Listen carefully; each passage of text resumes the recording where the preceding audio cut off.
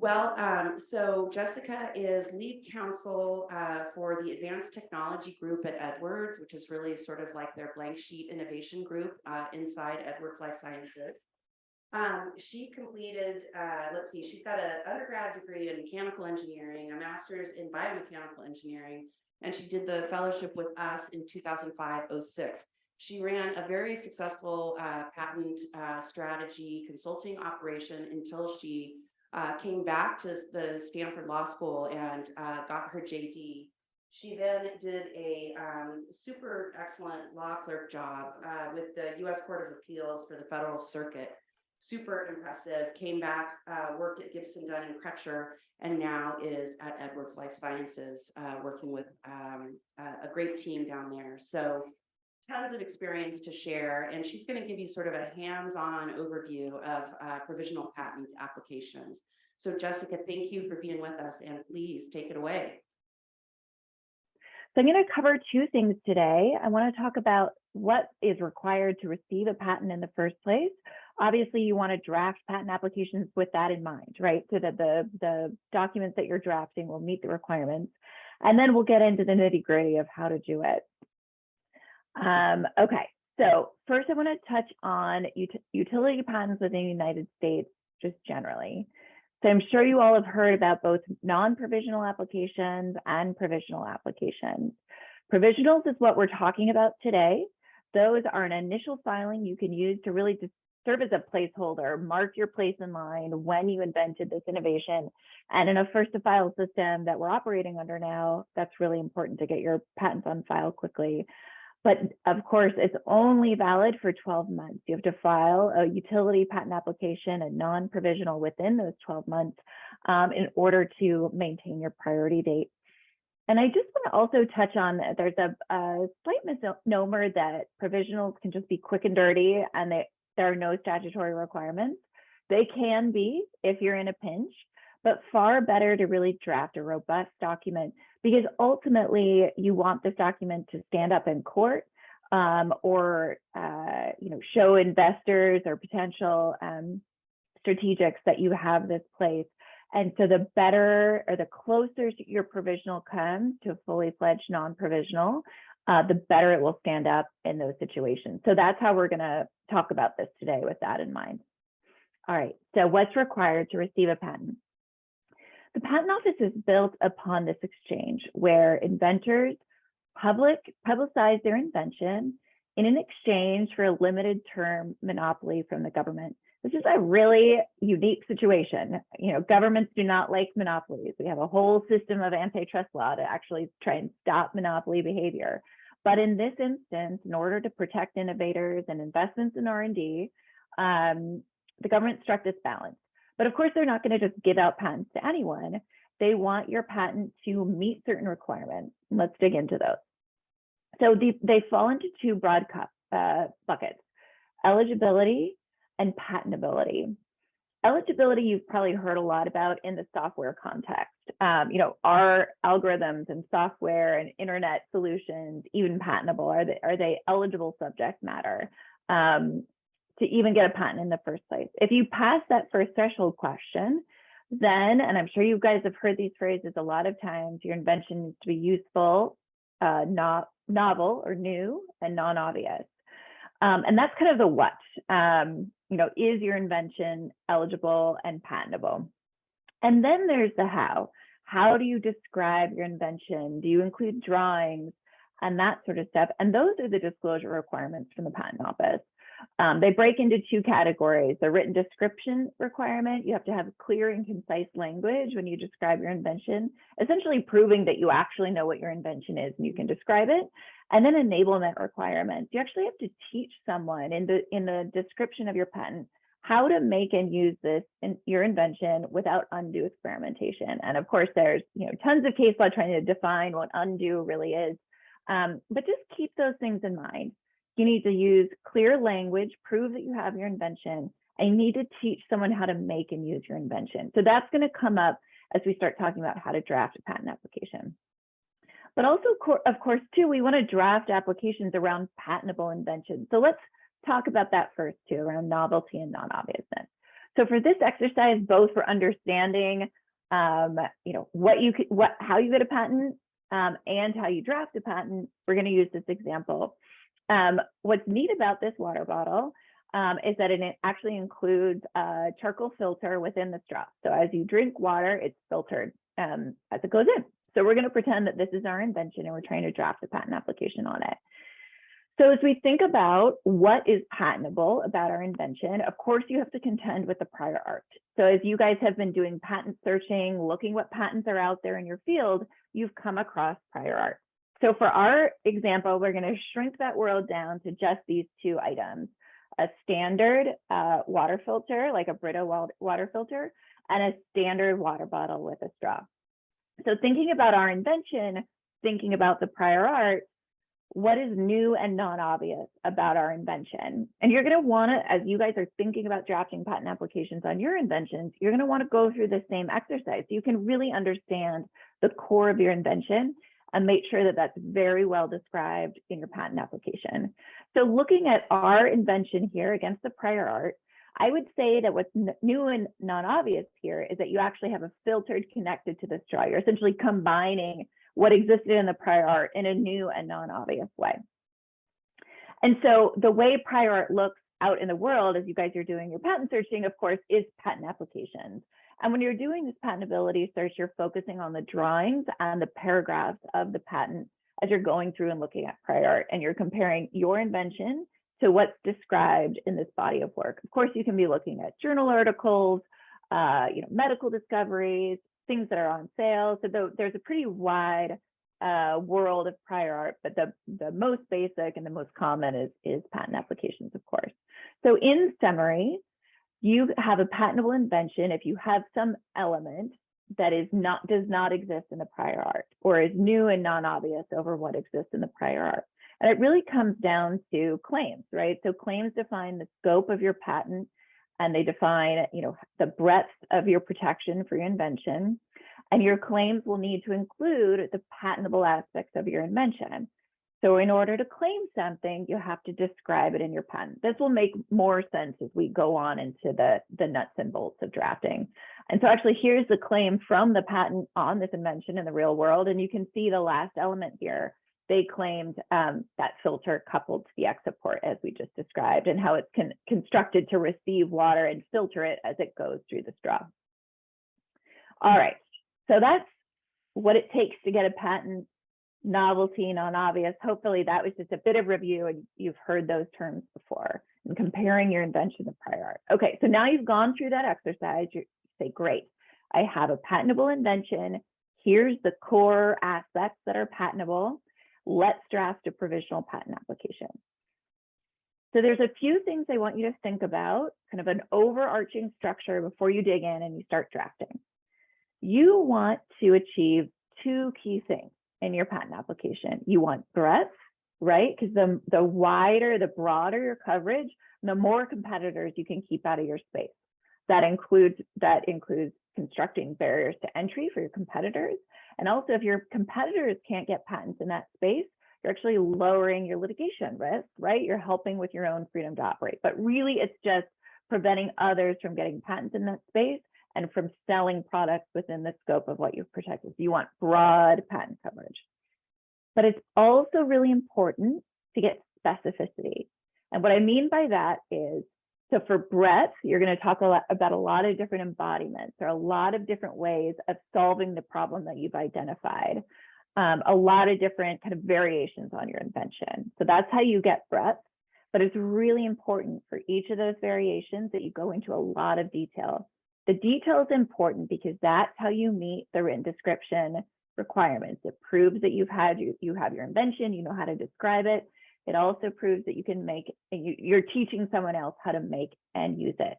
And so both breadth by including a lot of different examples, and then specificity by going into detail in each and every one of those examples is how you will be sure to have a valuable patent that's patentable and meets the Patent Office requirements.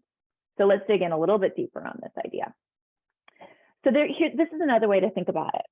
So breadth meaning broad, right, across the top. probably the broadest conception of your invention is the need statement, right? Like the problem you're actually trying to solve, and there's a lot of different ways to do it.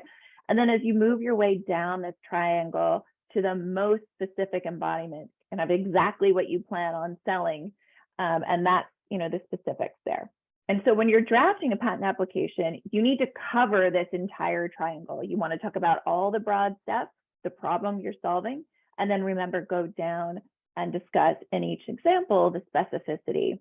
And above this dotted line, you're going to run into prior art, right? So maybe above this dotted line is not patentable. Below it is kind of when you start moving into patentability. And so you definitely want to make sure you have enough detail so that you can ultimately draft claims that distinguish your invention from the prior art. So let's add some pictures to think about this. So my need statement, and forgive me if it's not written in the formula I know you've all learned, is a way to obtain filtered water on the go. And then in this band, kind of the perfect band of patentability, where it's narrow enough that it's patentable, you've avoided the prior art, but it's not so specific that your competitor can just design around your patent and enter the market with a variation. So this is kind of the sweet spot that you want to be thinking about, and you want to keep your claims and kind of start your drafting in this band. And as you can see, it's kind of a level of abstraction, right? Like all that I have pictured there is the bottle, the filter, and the cap, the key elements of the invention. And then that could look like a lot of different things. It could look like our commercial embodiment. It could also look like different types of, different configurations of those same elements. And if we include all this detail, we have the ability to draft claims on each of these inventions and every variation of the invention. So none of our competitors could enter the field with bottles that look like any of these variations. Our claims are broad enough to encompass all of these variations. And then, of course, as I'm sure you learned in patent strategy and in the textbook, you ultimately want to create patent thickets, right? So you might file more and more patents off of this original patent, going after these different variations and different embodiments. And we'll get more into that later. There are three main components of a patent. And you've probably seen this as you're doing your patent searching. There's the description, the paragraphs up front, the drawings that actually come before that, the description. And at the very end, if you flip all the way to the end of the patent, you see the claims. As I mentioned earlier, those define the legal scope of your patent. Those define what you can kind of keep others from doing. You can keep them out of the market if they try to operate within the bounds of your claim. So let's start with claims. So there is a hot debate, at least when in the last several years, whether to include claims or not in provisionals. Some law firms don't, others do. Ultimately, because this document's not examined, you don't need claims for an examiner to examine. But then there's also arguments for if this is going to serve as a priority document for foreign filings, you may need claims. So I will leave that up to your choice and chatting with your mentors in the class. But what I always do is I always draft claims, and whether I include them at the end in claim form or I include them in the body of my provisional as specification or detailed description form, I always include them because I think they're a really great way to outline your invention, make sure you're talking about all the different embodiments, all the different variations, and then that you're including that level of detail you need to include. And once you do this outline, the provisional really drafts itself. And we'll touch on some of the documents I shared, but you have a folder of documents called For Class, which are the ones I'm going to go over today. And then you have some templates and examples and other things that hopefully are useful references for you as you go on and start drafting your own provisional applications. So one document that I use is a brainstorming outline, and this shows up in the materials you have for class. But essentially what you want to do is, so let me take a step back. So you've gone through the process of identifying, you have your invention, you've identified kind of the patentable aspects of it, and now we're going to break it down and really think about the invention in its most basic components. Because remember, we're trying to find that optimal band of patentability, that level of abstraction where you have patentable broad claims, but with enough detail to avoid the prior art. So we're trying to get to that band, and then we can add detail from there. So the key elements of our invention are the filter, the straw to hold the filter, the bottle, the cap, and the valve. As we discovered from our prior art analysis, it's really kind of the filter itself and its coupling and configuration with the straw and the cap. So as I just said, so those are kind of the novel and non-obvious parts about it. Once you've done that exercise for your commercial embodiment, or what you anticipate being kind of the main way you're going to build your solution and build this technology, please take a step back and brainstorm with your group on other ways you could do this, other configurations, because you figured out the best way to do it. And you certainly don't want your competitors to do the best way, but you don't want them to do the next best way or the third best next best way either. And so you want to make sure you're thinking about how else you could do it so you can get patent protection for that now. And so here's a few examples. You could connect a filter to the cap. You could not have a straw at all. The straw could be removable. So I really encourage you to take this opportunity to take a step back from your invention and think about these alternative embodiments. Okay, so now going back to the elements we thought about, I also encourage you to think about, okay, what could you take out, but you would still be able to solve the problem? And I call those the key elements. So as we learned from our brainstorming, oh, the straw doesn't have to hold the filter. You could connect the filter to the cap in another way, but you definitely need the filter. Like, that's the patentable aspect of our invention. And you need a bottle to hold the water, and really for it to be useful, you need a cap, right? So we've kind of honed in on the most useful, or really kind of the key required elements of your invention. And again, this is exercise is trying to get us in the green band of that triangle, the proper level of abstraction. Because if you include the straw and the valve, you're maybe too narrow, right? You're heading too close to your commercial embodiment. Of course, all those elements will be described, but we're trying to kind of get up to a level of abstraction of just our key elements. Another brainstorm I encourage you to do, or just to think about, because you'll definitely want to include this in your patent application, is, and I'll tell you how you're going to include it. So think about what your business model is. So in this example, I imagine someone might want to sell just the filters alone, right? Like, they're going to stop working after a while, and a user is going to want to not have to buy a whole new bottle. They're going to want to replace the filter. And then also, maybe the mouthpiece gets gross after a while, and people are going to want to buy those. So you want to think about having these standalone elements that could be sold separately, kind of like the razor blade model, right? You'd want claims just on the razor blade, because you don't want competitors to, maybe they're not going to sell your whole product, but they'll try to get into your market share by selling part of your product. So in the medical device context, you might think of, if it's an implant, for example, the implant itself, the delivery system, if it's catheters, for example, how those might work. And you might think about, claiming and describing those separately so that you can get standalone patents on each down the road. You might also think of, the method of treatment and how you're going to implant it and what treatment it's going to do. So those are all the types of things you want to brainstorm on. So here's kind of my list along those lines. And again, this is in the class materials, so you can reference this again as you start drafting. And then I kind of alluded to this, but you want to think about methods as well. So the method of using your invention, method of manufacturing the filter, for example. Careful with methods of manufacturing. Those are sometimes better kept as trade secrets. And realistically, I'm guessing at this point of your invention and innovation cycle, you haven't really thought about manufacturing yet, but things to think about in the future. Okay, so the claim outline, as I mentioned, this is in your materials that you can reference later, but just a quick snapshot of what it looks like. And this basically is just the exercises I walked you through on these slides. You'll want to go through these and just have these in mind as you start drafting. All right, so those are the claims. And like I said, you can include them in bullet point form. You can write them out in sentences. And at the end of the talk, I'll show you how you can convert this outline into a fully fledged, detailed description and specification for your provisional patent application. So really quickly on the drawings, as a rule of thumb and actually rule of law, you need to include every element that's in your claims. It needs to be shown in the drawings.